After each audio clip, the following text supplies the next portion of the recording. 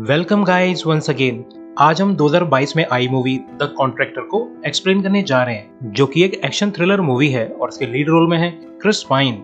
Movie की शुरुआत में हमें एक बड़ा सा हॉल दिखाया जाता है, जहां एक प्रीस्ट आर्मी पर्सनल्स और उनकी फैमिली के सामने स्पीच दे रहा है। इन्हीं फैमिली के बीच में एक फैमिली जेम्स हार्पर नाम के एक आदमी की भी है। जेम्स एक आर्मी पर्सनल है और वो यूएस आर्मी की स्पेशल फोर्सेस में सर्व करता है। जेम्स की वाइफ का नाम ब्राइन है और उसके बेटे का नाम जैक है। वैसे एक मिशन के दौरान जेम्स के घुटने में चोट आ गई थी, तो वो फिर से बेस्ट कंडीशन में आने के लिए खूब सारी ट्रेनिंग कर रहा है, मगर फिर भी वो पूरी तरह से ठीक नहीं है।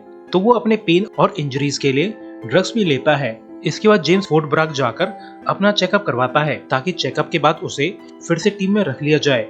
मगर शायद गॉड के कुछ और ही प्लान्स थे। जेम्स हार्पर को एक इंटरव्यू में बुलाया जाता है, जहां आर्मी कर्नल जेम्स से बोलता है कि सार्जेंट जेम्स हार्पर, आपकी मेडिकल रिपोर्ट आ चुकी है, जिसके हिसाब से आपकी बॉडी में काफी सारा इलीगल ड्रग पाया गया है। तो जेम्स बोलता है कि सर, मैं आर्मी में अभी भी सर्व करना चाहता हूँ। मगर कर्नल जेम्स की एक भी नहीं सुनता। वो जेम्स हार्पर को आर्मी से डिस्चार्ज कर देता है। और तो और जेम्स को इलीगल ड्रग्स के यूज की वजह से रिटायरमेंट बेनिफिट भी नहीं मिलते, जैसे पेंशन एक्सेट्रा एक्सेट्रा। यानी जेम्स की जॉब भी चली गई और उसे रिटायरमेंट फंड भी नहीं मिल रहा है। तो जेम्स फाइनेंशियल प्रॉब्लम में आने वाला है। और ऐसा होता भी है। जब वो घर पहुंचता है तो ब्राइन उसे बताती है कि हम लोग पहले ही कर्जे में हैं और अब तुम्हें आर्मी से भी निकाल दिया गया है, और अब घर कैसे चलेगा। और ये बात सोचकर जेम्स भी काफी परेशान है। तो घर का खर्चा चलाने के लिए James as a private contractor काम करने का प्लान बनाता है। मगर ब्राइन इस आइडिया के बिल्कुल खिलाफ है, क्योंकि उसकी नजर में ये काम काफी ज्यादा खतरनाक है। नेक्स्ट डे जेम्स अपने फ्रेंड के घर जाता है, जिसका नाम माइक है। माइक भी जेम्स की तरह पहले आर्मी में सर्व कर चुका है, मगर अब वो प्राइवेट मिलिट्री कंपनी चलाता है। इसके बाद ड्रिंक करते हुए जेम्स माइक को अपनी सारी प्रॉब्लम बता देता है। तो काफी देर सोचने के बाद माइक बोलता है कि मेरे बॉस का नाम रस्टी जेनिंग है, तुम चाहो तो मैं तुम्हारी रस्टी से मीटिंग सेट करवा सकता हूँ। वैसे भी तुम आर्मी में बेस्ट सोल्जर रह चुके हो, तो तुम्हारे रिक्रूटमेंट में कोई प्रॉब्लम नहीं आएगी। नेक्स्ट डे माइक जेम्स को अपने बॉस रस्टी जेनिंग से मिलवाने ले जाता है, जहाँ रस्टी जेम्स से मिलकर काफी खुश है, क्योंकि उसने भी जेम्स का नाम पहले सुन रखा है। जेम्स आर्मी में फेमस जो था। इनकी बातों से पता चलता है कि रस्टी कंट्री और आर्मी को कुछ खास पसंद नहीं करता। रस्टी का मानना है कि कंट्री ने उनका खूब यूज किया, और जब उनका काम खत्म हो गया तो बिना कुछ सोचे ही उन्हें आर्मी से निकालकर बाहर फेंक दिया गया। मगर जेम्स इन बातों पर बिना ध्यान दिए ही डायरेक्टली पूछता है कि तुम्हारी कंपनी आखिर काम करती क्या है। तो रस्टी बोलता है कि ये फर्म नाम के लिए ही प्राइवेट है, वरना हम काम तो गवर्नमेंट का ही करते हैं। मेरी फर्म डिपार्टमेंट ऑफ डिफेंस के लिए ब्लैक ऑपरेशन करती है, यानी हमें तब काम मिलता है जब गवर्नमेंट लीगली कोई एक्शन लेना नहीं चाहती। इसके बाद रस्टी बताता है कि हमारी फर्म को न्यू मिशन मिला है, जो कि बर्लिन में किया जाना है। तो ये सुनकर जेम्स रस्टी का ऑफर एक्सेप्ट कर लेता है। तो रस्टी भी जेम्स को $50,000 ऑफर करता है, जो कि जेम्स की फैमिली को पहुंचा दिए जाएंगे, जिससे उसकी फैमिली अपना कर्जा चुका पाएगी। तो ये सुनकर जेम्स काफी खुश है। और फिर जेम्स घर लौट आता है और अपनी वाइफ को बताता है कि मुझे न्यू जॉब मिल गई है, मुझे बर्लिन जाना होगा और मैं 2-3 हफ्तों में लौट आऊंगा। मगर ये सब सुनकर ब्राइन काफी नाखुश है, क्योंकि उसे अंदाजा है कि जेम्स कोई डेंजरस जॉब करने जा रहा है। इसके बाद जेम्स रस्टी के आदमी से मिलने जाता है, जो कि जेम्स को न्यू मिशन की डिटेल्स और मिशन का सामान देकर जर्मनी पहुंचा देता है। जब जेम्स अपने होटल पहुंचता है तो वहां उसकी मुलाकात केटी नाम की लेडी से होती है, जो कि एक कंप्यूटर पे एक आदमी का फोटो दिखाकर बोलती है कि इस आदमी का नाम डॉक्टर सलीम है, जो कि बर्लिन के एक यूनिवर्सिटी में प्रोफेसर है। मगर असल में डॉक्टर सलीम का थ्रेट लेवल A है, यानी कि वो काफी डेंजरस है। वो किसी डेडली वायरस पे रिसर्च कर रहा है और तुम्हारा काम डॉक्टर सलीम पर नजर रखने का है। तो जेम्स ऐसा ही करता है। वो दिन रात सलीम और उसकी फैमिली पर नजर रखने लगता है। तो वो देखता है कि सलीम एक पे फोन से किसी से बातें कर रहा है, और ऐसा लगता है कि सलीम किसी की नजर से छुपकर पे फोन से बातें कर रहा है। तो जेम्स ये सब बातें रस्टी को बता देता है। और फिर नेक्स्ट डे जेम्स को रस्टी का मैसेज आता है कि तुम्हारा काम पूरा हुआ। इसी मैसेज में एक लोकेशन भी बताई हुई थी, जहाँ पर टीम इकट्ठा होने वाली थी। तो जेम्स लोकेशन की तरफ जाने लगता है, जहाँ पर उसे माइक मिलता है। माइक टीम को बताता है कि हमने सलीम को इन्वेस्टिगेट किया है, वो किसी टेररिस्ट ग्रुप के लिए काम कर रहा है, क्योंकि इसकी रिसर्च को फंडिंग ऐसा आदमी कर रहा है जो कि और भी कई टेररिस्ट ग्रुप को फंडिंग करता है। और अब हमें सलीम की लैब को इन्फिल्ट्रेट करके टारगेट को कैप्चर करना है। इसके बाद टीम मिशन के लिए रेडी होकर निकल जाती है और जल्द ही ये लोग लैब तक पहुंच जाते हैं और फिर ये लोग एक गार्ड को कैप्चर करके डोर ओपन करवा लेते हैं और फिर ये लोग लैब में जाकर डॉक्टर सलीम के रिसर्च एरिया को ढूंढ लेते हैं। इसके बाद सलीम को भी पकड़ लिया जाता है और उसे इंटेरोगेट किया जाता है। तो सलीम इन्हें कोई खास जानकारी नहीं देता। तो माइक बोलता है कि हमारी बैकअप टीम तुम्हारे घर के बाहर खड़ी है और अगर यहाँ से कोई काम नहीं बना तो हमारी बैकअप टीम तुम्हारे घर में इंटर करके तुम्हारे बीवी बच्चों को मार देगी। सो अगर तुम उन्हें जिंदा देखना चाहते हो तो जल्दी से हमें इन्फॉर्मेशन दे दो कि तुम किस वायरस पर रिसर्च कर रहे हो। तो सलीम इन्हें सारी जानकारी दे देता है और ये भी कि वो अपने रिसर्च डाटा को अपने कंप्यूटर में सेव करता है। तो टीम सलीम के सारे रिसर्च डाटा को कॉपी करके रस्टी को सारी डिटेल भेज देती है। माइक रस्टी से पूछता है कि आगे क्या करना है। तो थोड़ी ही देर में माइक को रस्टी का मैसेज आता है कि सलीम को ठिकाने लगा दो और लैब को भी उड़ा दो और ऐसा लगे कि ये इंडस्ट्रियल एक्सीडेंट था, यानी हमारी टीम यहाँ पर कभी थी ही नहीं। इसके बाद जब जेम्स सलीम को मारने के लिए रेडी हो रहा था तब सलीम रोने लगता है और कहता है कि मैं बुरा आदमी नहीं हूँ, शायद आपको कोई गलतफहमी हुई है। तो ये सुनकर जेम्स थोड़ा हेजिटेट करने लगता है। तो सलीम बताता है कि मैंने अपने रिसर्च डाटा की एक कॉपी अपने सेफ्टी डिपॉजिट बॉक्स में भी रखी है। अगर तुम में जरा से भी इंसानियत हो तो डाटा को रिट्रीव करके उसे पब्लिश कर दो। मेरी रिसर्च लाखों करोड़ इंसानों की जान बचा सकती है। मगर फिर भी जेम्स सलीम को मार देता है। वहीं डाटा रिट्रीव करते वक्त टीम मेंबर से थोड़ी गड़बड़ी हो जाती है जिससे अलार्म बजने लगता है। तो ये सभी लोग लैब में आग लगाकर यहाँ से निकलने लगते हैं। मगर जब ये लोग अपनी कार तक पहुँचते हैं तब तक पुलिस यहाँ पे आ चुकी थी क्योंकि उन लोगों ने इमरजेंसी अलार्म सुन लिया था। और फिर इन लोगों के बीच में गन फाइट चालू हो जाती है जिसमें काफी देर शूट आउट के बाद जेम्स की टीम के लगभग सभी लोग मारे जाते हैं सिवाय जेम्स और माइक के। मगर माइक इस फाइट में काफी ज्यादा घायल हो गया था।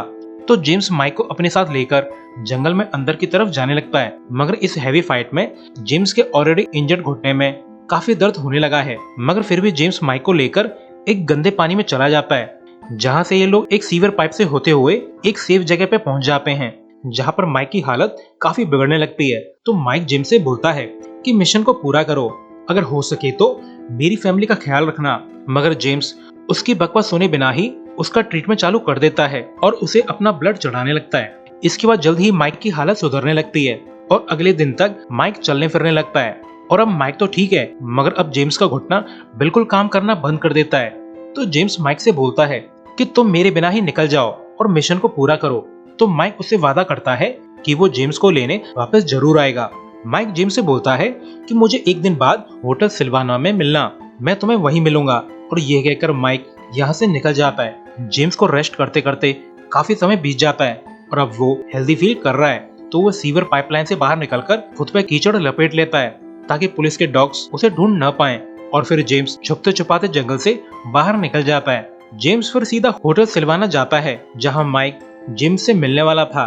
मगर उसे होटल रूम में कोई भी नहीं मिलता। जेम्स माइक का पूरा एक दिन इंतजार करता है मगर माइक के तो कोई अते पते नहीं थे। तो जेम्स होटल से निकल जाता है और सीधा रस्टी को कॉल करता है और पूछता है कि क्या माइक तुम तक पहुंच गया।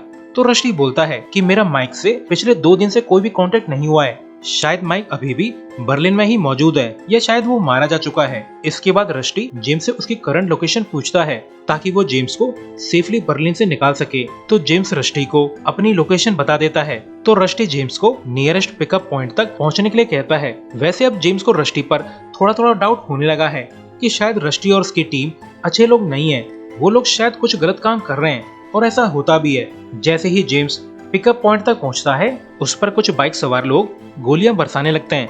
तो बचने के लिए जेम्स रिवर में छलांग लगा देता है और फिर वो एक टनल से होता हुआ गुंडों को मारना स्टार्ट कर देता है। जेम्स को एक गुंडे से पता चलता है कि ये लोग तो एक्स यूएस मरीन हैं जिन्हें रस्टी ने हायर किया है और इन लोगों का मिशन जेम्स को मारने का है। इसके बाद जेम्स इस आदमी को इंटेरोगेट करके एक सेफ हाउस का पता लगा लेता है। इसके बाद जेम्स यहाँ से निकल जाता है और सीधा सलीम के घर जाता है और फिर वो सलीम की वाइफ को डरा धमकाकर सलीम के सेफ्टी डिपॉजिट के बारे में पूछता है।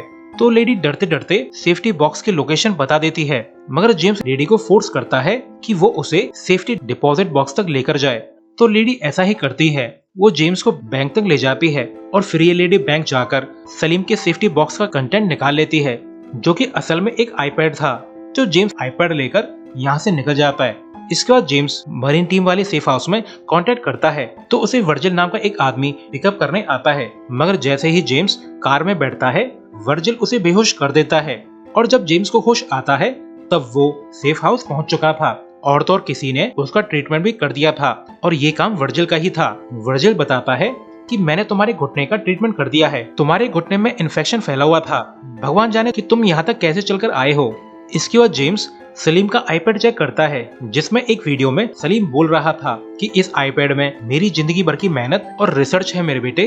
अगर तुम इस वीडियो को देख रहे हो तो समझ जाना कि किसी सरकार या पावरफुल लोगों ने मुझे मरवा दिया है। इस आईपैड में H5N1 वायरस की वैक्सीन का रिसर्च डाटा है और मेरी बनाई ये वैक्सीन लाखों लोगों की मदद कर सकती है और मैं चाहता हूँ कि ये वैक्सीन पब्लिक को बिल्कुल फ्री में प्रोवाइड कराई जाए जिससे दुनिया का भला हो सके।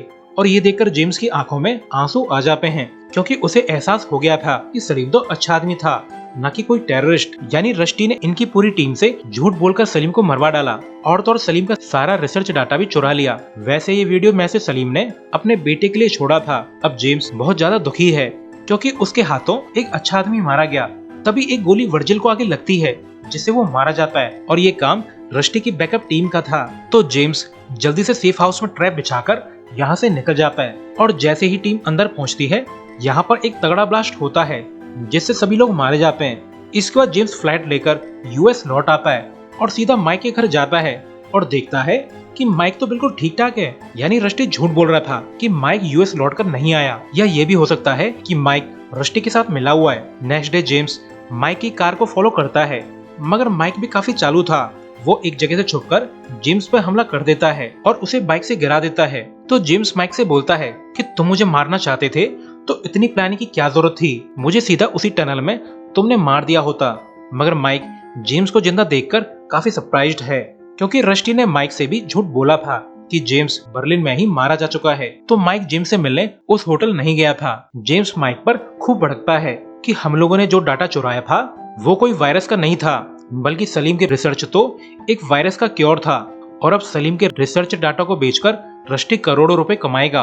तो माइक बोलता है कि हम सभी लोग पैसों के लिए ही तो काम कर रहे हैं, चाहे वो अच्छा हो या बुरा। वैसे भी रश्टी ने तुम्हारी फैमिली को $4 मिलियन दिए हैं जिससे तुम्हारी वाइफ और बेटा अपनी लाइफ आसानी से काट सकते हैं। सो मेरी मानो तो गायब हो जाओ क्योंकि अगर रश्टी को पता चल गया तो वो तुम्हें और तुम्हारी फैमिली को जिंदा नहीं छोड़ेगा। मगर जेम्स माइक पर काफी गुस्सा है कि अब उसे जिंदगी भर छुपकर रहना पड़ेगा और जेम्स ऐसा बिल्कुल नहीं चाहता।